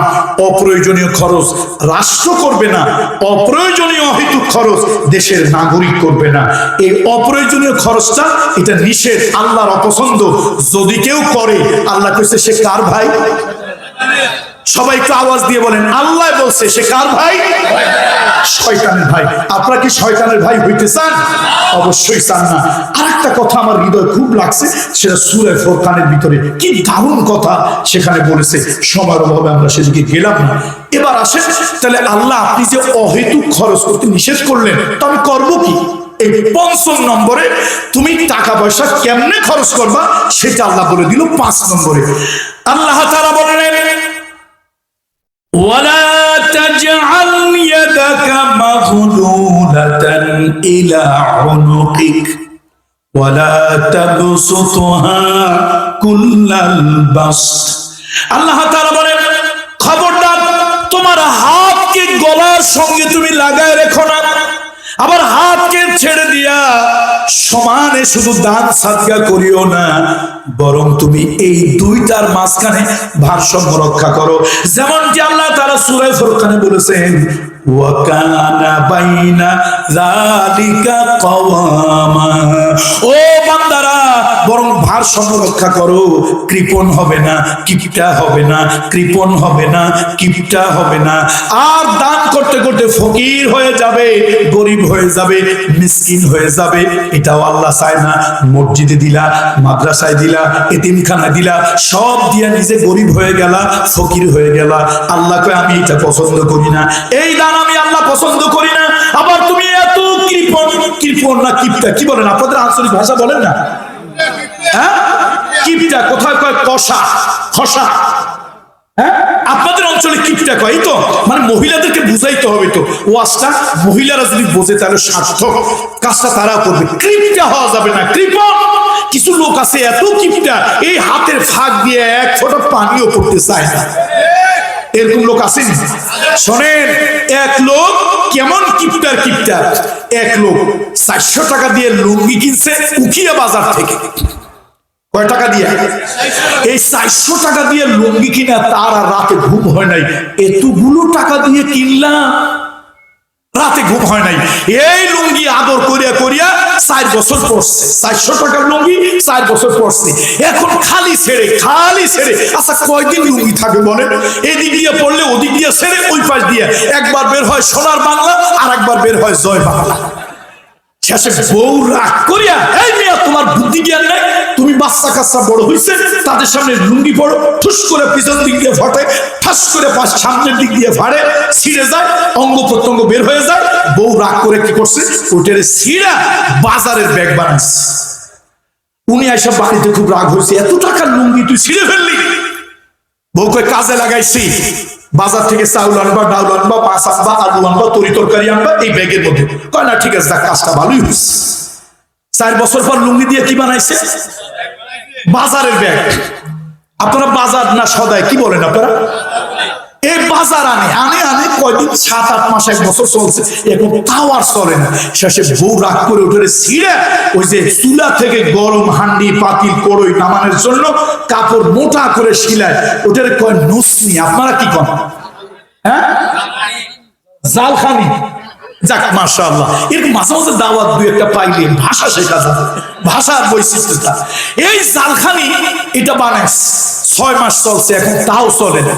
শেষে একদিন শীতের দিন বা বৃষ্টির দিন জাল জ্বলে না, ওর মধ্যে জালখানির ভিতরে একটু কেরোসিন দিয়া চুলে আগুন জ্বালাইছে।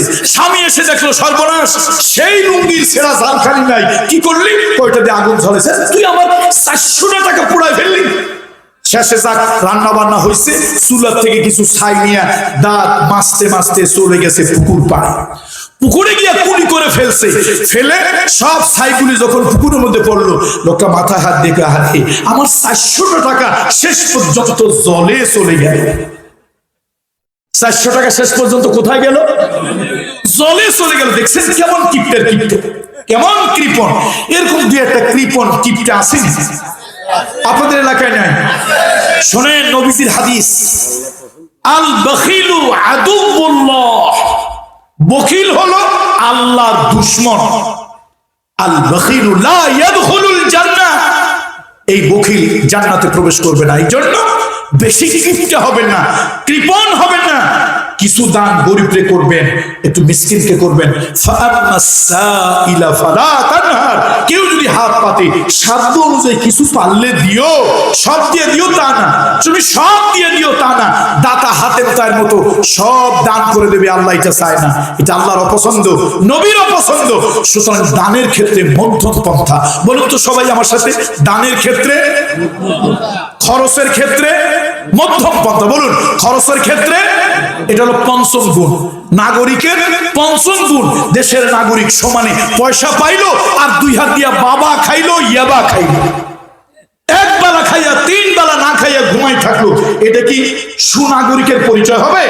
বলেন, রাষ্ট্রের এই নাগরিক কখনো ভালো হবে না। রাষ্ট্রের নাগরিকের চরিত্র হইতে হবে, রাষ্ট্রের নাগরিক খরচ করবে বুঝে শুনে। সে বেহুদা খরচ, অপ্রয়োজনীয় খরচ, আননেসেসারি এক্সপেন্ডিচার, এগুলো সে করবে না। আবার কৃপণ হবে না, কিপটা হবে না। সে গলার সাথে হাতটা লটকায় রাখবে না। আবার দান করতে করতে দাতা হাতের তার মতো সব দান করে ফকির মিসকিন হয়ে যাবে, সেটাও আল্লাহ চায় না। 6 নম্বরে, যারা আপনার হকদার পাওনাদার, যদি তাদেরকে দিতে পারেন অবশ্যই দিয়ে দেবেন। যদি দিতে না পারেন খবরদার চতুরতা করবেন না, খারাপ ব্যবহার করবেন না, উত্তম ব্যবহার করবেন, ভালো আচরণ করবেন। যারা আপনার কাছে পায়, হক আপনার কাছে পায়, সে টাকা পেতে পারে, জমি পেতে পারে, সম্পদ পেতে পারে, অধিকার পেতে পারে। যে যার যে অধিকার আছে, যে আপনার কাছে পাওনাদার, তার সাথে দুর্ব্যবহার নয়, ভালো আচরণ করবেন, তাকে সুন্দর আচরণ করবেন, তার পাওনা তাকে ফেরত দেবেন। যতদিন দিতে না পারেন তার সাথে সম্পর্ক রাখবেন এবং তাকে সুন্দর আচরণ দিয়ে বুঝিয়ে বলার চেষ্টা করবেন। এরপরে, আর্থিক অভাব অনটনের কারণে সন্তান হত্যা করা যাবে না। আর্থিক অভাব অনটনের জন্য সন্তান হত্যা করা যাবে না। সন্তান মিরাসি সম্পদের অধিকারী হবে, সেই জন্য সন্তান ফ্যামিলি প্ল্যানিং করে সন্তান বন্ধ করে দেওয়া যাবে না। পৃথিবীর অনেক দেশ এখন তাদের জনশক্তি বোঝা হয়ে গেছে, পৃথিবীর অনেক দেশ আবার জনশক্তি শূন্য হয়ে যাচ্ছে। এই দুটাই খুব খারাপ কথা, এর মধ্যে বুঝে শুনে চলতে হবে। 8 নম্বরে হলো বেহায়াপনা, বেলেল্লাপনা, বেবিচার, এটা করা যাবে না। সমাজটা বেহায়াপনা, বেলেল্লাপনায় ভরে গেছে। বন্ধুরা আমার, লোকেরা ঠাট্টা করে বলে, কয় সমাজ নষ্ট করছে পরিমণি আর শিক্ষা ধ্বংস করছে নুরুল ইসলাম নাহিদ আর দীপুমণি। সমাজটা নষ্ট করছে কে? পরিমণি। আর শিক্ষা নষ্ট করেছে নুরুল ইসলাম নাহিদ আর দীপুমণি। আপনারা কেমন জাতের লোক? মামুনুল হক সাহেব বউ নিয়ে গেছে রিসোর্টে, সাংবাদিকেরা তারে যে আচরণ করলো, তারে যে হেনস্থা করলো, পুরুষ তো বিয়ে একটার বেশি কি করা জায়েজ আছে না নাই? মাসনা ওয়া সুলাসা ওয়া রুবাআ ফাইন খিফতুম আল্লা তা'দিলু ফাওয়াহিদাতান। আল্লাহ নিজেই কইছে বিয়ে করো দুইটা। কয়টা দিয়ে শুরু করছে? কয়টা দিয়া? দুইটা অথবা তিনটা অথবা চারটা। ফাইন খিফতুম, যদি তুমি ভয় পাও, আল্লাহ তা'দিলু, স্ত্রীদের হক, অধিকার, রাইট, তাদের মধ্যে সমতা, তাদের যে মানবিক অধিকার, এটা তুমি ঠিক মতো বজায় করতে পারবে না, তাহলে তোমার জন্য জায়েজ নাই। তাহলে তুমি একটাই করবে। তাহলে মামুনুল হক সাহেবেরা দ্বিতীয়, তৃতীয়, চতুর্থ যে বউ নিয়ে যাক, রিসেটে গেলে জাতি রাজনৈতিক প্রতিহিংসার কারণে হেনস্থা করে, তার কাছে দলিল চায়। অথচ পরিমণি বিবাহ হইল পরে, পেটে বাচ্চা ঢুকলো আগে, বেবি পাম্প নিয়ে ছবি দিল, সাংবাদিকেরা লুফে নিল, মনে হয় যেন সোনার খনি বাংলাদেশে আবিষ্কার হয়েছে।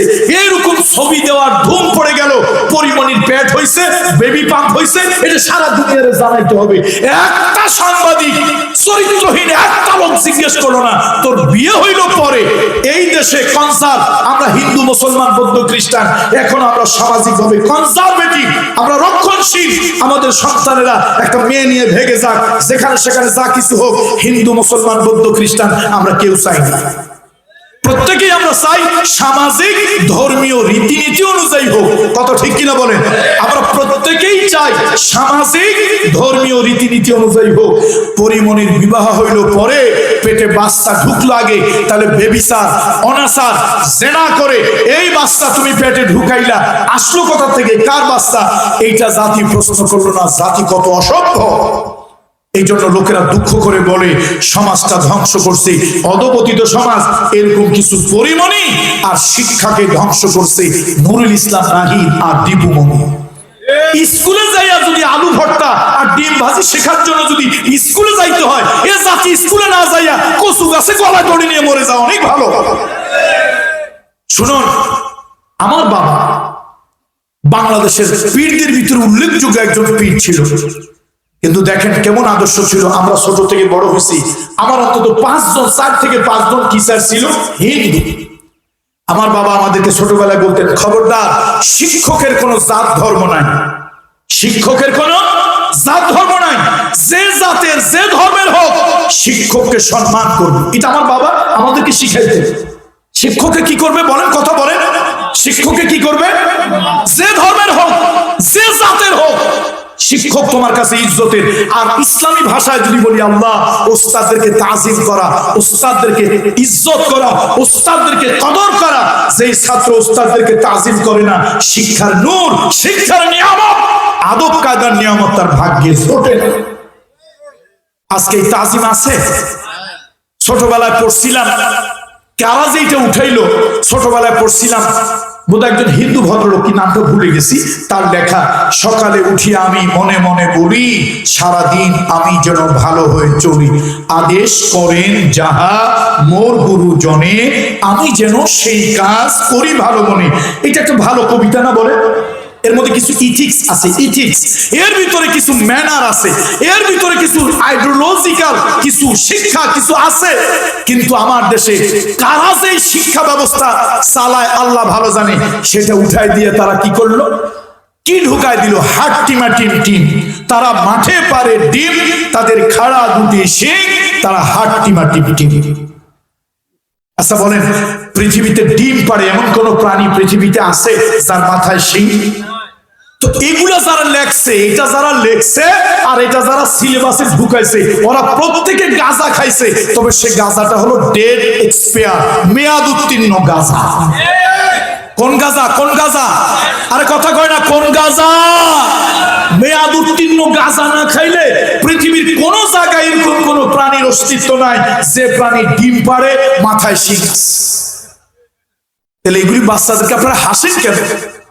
দুঃখ করা দরকার যে আপনার বাচ্চাগুলোর এই শিক্ষা কোমলমতি বাচ্চারা কারা ঢুকায় দিল, মিসগাইড কারা করলো, এগুলো তো চিন্তা করা দরকার ছিল।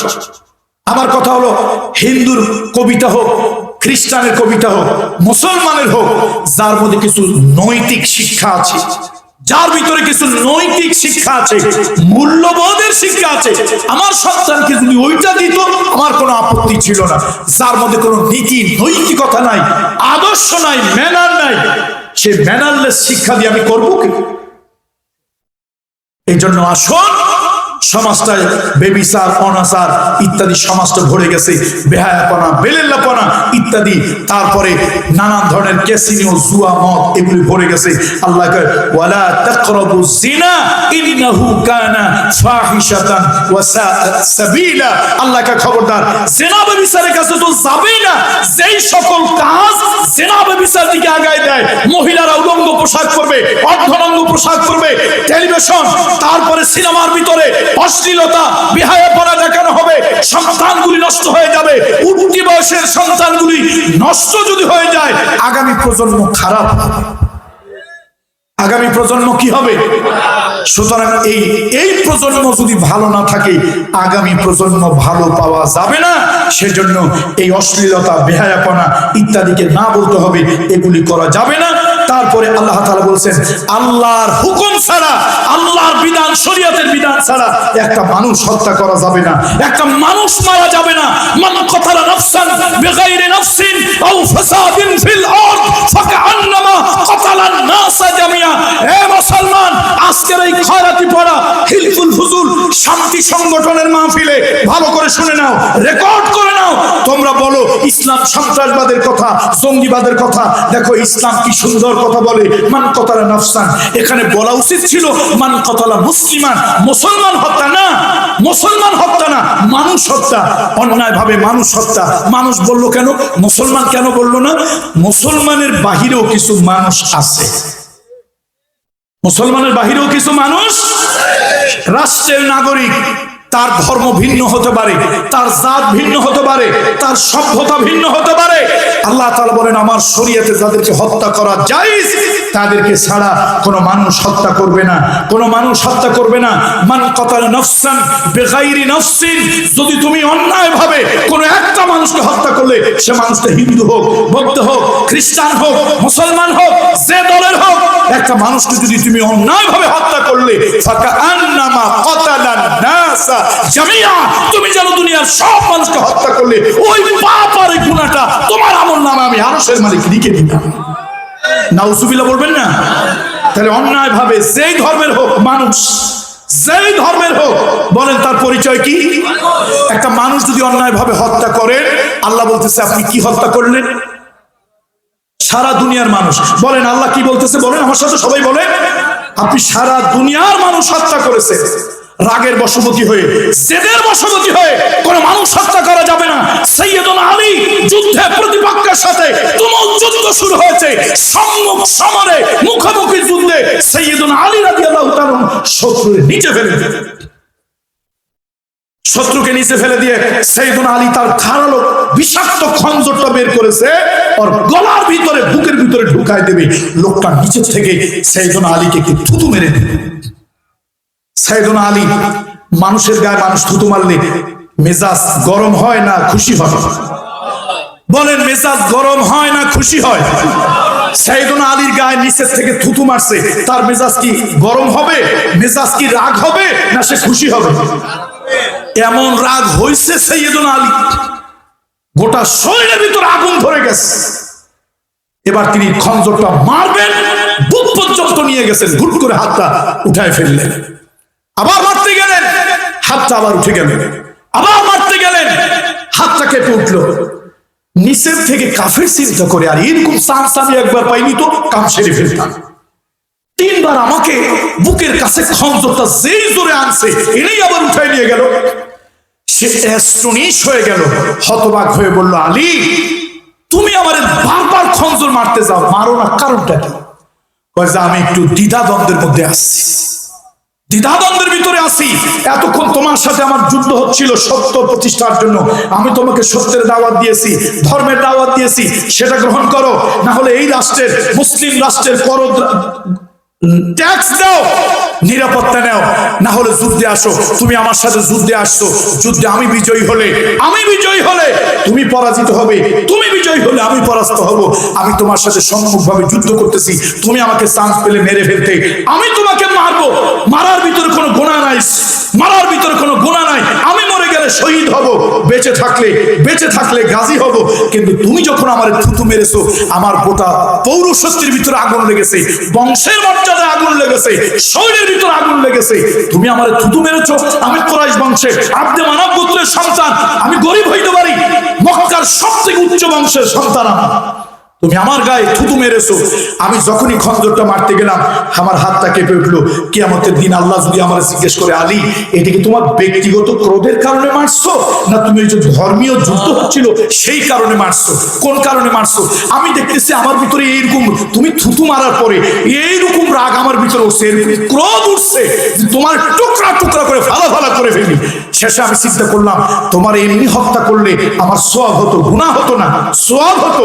কিন্তু এখন যদি তোমার আমি হত্যা করি, একটা মানুষ হত্যার দায় কিয়ামতে আল্লাহর আদালতে দাঁড়াইতে হবে। আমি কনফিউশন, হেজিটেশনে পড়ে গেছি, দ্বিধাদ্বন্দ্বে পড়ে গেছি, এই জন্য তোমার আমি হত্যা করলাম না, ছেড়ে দিলাম। লোকটা কয় আলী তুমি তো তরবারি দিয়া, অস্ত্র দিয়ে পারলা না, তোমার তো আদর্শ দিয়ে আমার জয় করে ফেললা। আমি পড়ে নেব কালিমা তাইয়্যিবা লা ইলাহা ইল্লাল্লাহু মুহাম্মাদুর রাসূলুল্লাহ সাল্লাল্লাহু আলাইহি ওয়াসাল্লাম। তাহলে ব্যক্তিগত আক্রোশ, ব্যক্তিগত স্বার্থের জন্য নয়, সত্যের জন্য, হকের জন্য ইসলাম যা বৈধ করেছে করতেছে সেভাবে আপনি কোনো মানুষকে হত্যা করতে পারেন, কিন্তু ব্যক্তিগত ক্রোধ, ব্যক্তিগত আক্রোশ, ব্যক্তিগত স্বার্থ, ব্যক্তিগত লোভ, প্রহিংসা, পরশ্রীকাতরতা, ধর্ম ভিন্ন হওয়ার কারণে একটা মানুষ যদি আপনি হত্যা করেন, আল্লাহ তাআলা কোরআনুল কারীমে বলতেছে মানবতার সংবিধান কোরআনুল কারীম বলতেছে মদিনা শরীফে উন্নত নাগরিক তৈরির জন্য 14 দফা কর্মসূচির ভিতরে আল্লাহ তাআলা 9 দফা কর্মসূচির মধ্যে বলেছেন তুমি যদি একটা মানুষ অন্যায়ভাবে হত্যা করো তাহলে তুমি যেন গোটা দুনিয়ার সব মানুষগুলোরে অন্যায়ভাবে তুমি হত্যা করলে। এরপরে ইয়েতিমের সম্পদ নষ্ট করা যাবে না, ইয়েতিমের হক বড় না হওয়া পর্যন্ত তাদের সম্পদ সংরক্ষণ করে রাখতে হবে। চাচা এবং মামা এতিমের সম্পদ যদি রাখে, চাচা এবং মামা হক ভাবে ইনসাফের সাথে রাখবে, বড় হলে তাদেরকে সেটা বুঝিয়ে দেবে। কারোর সাথে যদি চুক্তি হয়, যে কোনো ব্যক্তির সাথে চুক্তি করলে ওয়াউফুল কাইলা ইদা কিলতুম, যদি কারোর সাথে তুমি চুক্তি করো সেই চুক্তি তুমি ভঙ্গ করবে না, সেই চুক্তি ভঙ্গ করবে না। যে কোনো ব্যক্তির সাথে লিখিত মৌখিক কোনো চুক্তি হলে সে যে ধরনের হোক, যে দলের হোক, চুক্তি যদি হয় তার সাথে সেই চুক্তি রক্ষা করতে হবে। আল্লাহ তাআলা কোনো মুনাফিক পছন্দ করেন না। কেউ চুক্তি করলো, কোনো দেশের সাথে চুক্তি ভঙ্গ করা যাবে না, কোনো গোষ্ঠীর সাথে চুক্তি ভঙ্গ করা যাবে না, কোনো লোকের সাথে চুক্তি ভঙ্গ করা যাবে না। মুহাম্মদ রাসূলুল্লাহ হুদাইবিয়ার সন্ধিতে রাসূলুল্লাহ কাফেরদের সাথে চুক্তি করেছিলেন, সেই সন্ধির একটা শর্ত নবীজি নিজের থেকে ভঙ্গ করেন নাই। পৃথিবীতে প্রথম চুক্তি সন্ধি হয়েছিল মদিনায়, চার্টার অফ মদিনা। সেই মদিনায় অন্যান্য ধর্মের লোকজন ছিল, নবীজি তারা যতক্ষণ পর্যন্ত চুক্তি ভঙ্গ করেন নাই, আল্লাহর হাবিব ততক্ষণ পর্যন্ত কোনো চুক্তি ভঙ্গ করে নাই। তাহলে শুধু বড় একটা পাগড়ি গায়ে দিলে, মাথায় দিলে মুসলমান হয় না, বড় একটা জামা গায়ে দিলে মুসলমান হয় না। আমি একটা ওয়াদা চাই, মুনাফিকরা হাত তুলবেন না, মুমিনরা হাত তুলবেন। আচ্ছা, হাত তোলা দরকার নাই, শুধু মনে মনে সঠিক নিয়তটা করবেন। কারো সাথে কোনো চুক্তি বা ওয়াদা করে আমার জীবন থাকতে অথবা পারতে সহকারে সেই চুক্তি ভঙ্গ করব না। রাজি আছি? মুসলমানের চরিত্র এরকম হইতে পারে না। সকালবেলা কথা, বিকালবেলা আর এক কথা বলবে একরকম, কাজ করবে আর এক রকম, এরকম হতেই পারে না। এটা মুসলমানের চরিত্র হতে পারে না, মুসলমানের চরিত্র এরকম হইতে পারে না। মুসলমান চুক্তি করবে, ওয়াদা করবে, যার সাথে ওয়াদা করবে। বিশ্বনবী আল্লাহর হাবিবের কালেমা তারা গ্রহণ করে নাই, কিন্তু রাতের অন্ধকারে তাদের দামি জিনিসগুলি রাসূলুল্লাহর কাছে রেখে গিয়েছিলেন। নবীজি হিজরতের রাতে সাইয়েদুনা আলীকে বলেছিলেন, আলী, অমুক বংশের অমুকের এই জিনিসটা, অমুক গোষ্ঠীর অমুকের এই জিনিসটা, এই দামি জিনিসগুলি তখন সোনালী ব্যাংক, অগ্রণী ব্যাংক, জনতা ব্যাংক, পূবালী ব্যাংক নাই, এইগুলো আমার কাছে আমানত রেখে গিয়েছে, এই আমানতগুলি তুমি রক্ষা করো, তাদের কাছে ফিরায় দিও। এগুলি মুসলমান আমরা, তারা অমুসলিম বলেই তাদের এই হক নষ্ট করা যাবে। সুতরাং আমানতের খেয়ানত করা যাবে না, এবং কারোর সাথে কোনো চুক্তি, লিখিত মৌখিক কোনো চুক্তি, যার সাথে হোক, ব্যক্তির সাথে, গোষ্ঠীর সাথে, কোনো সংগঠনের সাথে, কোনো আন্তর্জাতিক দেশের সাথে চুক্তি হলে সে চুক্তি ভঙ্গ করা যাবে না। কেন যাবে না এটার ব্যাখ্যা আজকে দিতে পারলাম না, শুধু এইটুকু, নাগরিকদের চরিত্র যদি দ্বৈত হয় ওই রাষ্ট্রে কখনো শান্তি আসতে পারে। এই জন্য নাগরিকদের উন্নত চরিত্রের জন্য সর্বশেষ আল্লাহ তাআলা বলেছেন 12 নম্বরে ওজনে কম দেওয়া, খাদ্যে ভেজাল দেওয়া যাবে না। আল্লাহ তাআলা বলেছেন ওয়াজিনু বিল কিসসাতিল মুস্তাকিম, তোমরা সঠিকভাবে সঠিক রাস্তায় ওজন দেবে। তোমরা খবরদার ওজনে কম দিও না, খাদ্যে ভেজাল দিও না। যেই রাষ্ট্রে ওজনে কম দেওয়া হয়, খাদ্যে ভেজাল দেওয়া হয়, ওই রাষ্ট্র থেকে আল্লাহর রহমত বরকত উঠে যায়। এই পর্যন্ত পৃথিবীর যতগুলো রাষ্ট্রে গেলাম, আমি গেলাম, আমার কাছে মনে হয়েছে মুসলমান খাদ্যে ভেজাল দেয় বেশি, ওজনে কম দেয় বেশি। গোশতের দোকানে গেছি, তরকারি দোকানে গেছি, 200 গ্রাম বেশি দিয়ে দিছে হুজুর।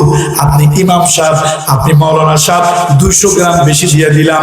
আর এক দোকানদার কয় হুজুর একটু মেপে দেখি। মেপে দেখার পর 200 গ্রাম বেশি দিছে, ওজন করে দেখা গেল এখনো 100 গ্রাম কম।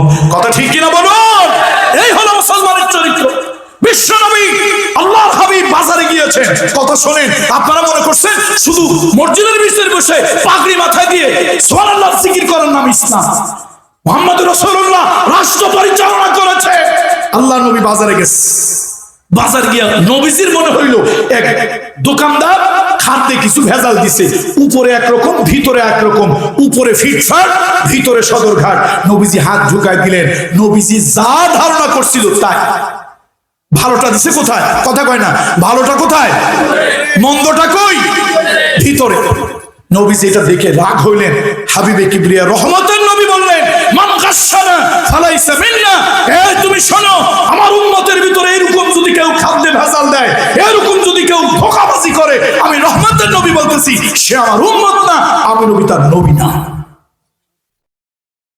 আজকে পৃথিবীতে কাফের বেদিনের অনেক দেশে রহমত বরকত আছে, তারা কাফের, তারা বেদিন, কিন্তু ওজনে কম দেয় না, খাদ্যে ভেজাল দেয় না।